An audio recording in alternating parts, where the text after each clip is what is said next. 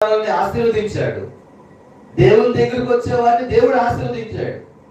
దేవునికి ప్రార్థన చేసేవారిని దేవుడు ఆశీర్వదించాడు.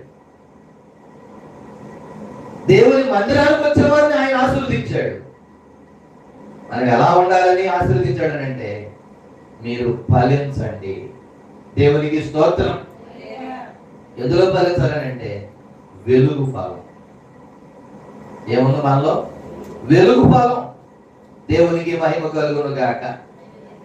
వెలుగు ఫలం ఉండాలి మనలో.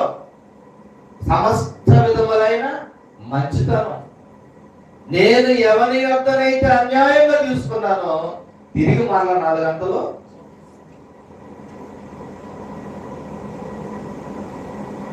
అసలు ఆయన ఎట్లాంటి వాడు, ఎట్లా మారిపోయాడంటే, ప్రజలకు ఇది నిజమా కల?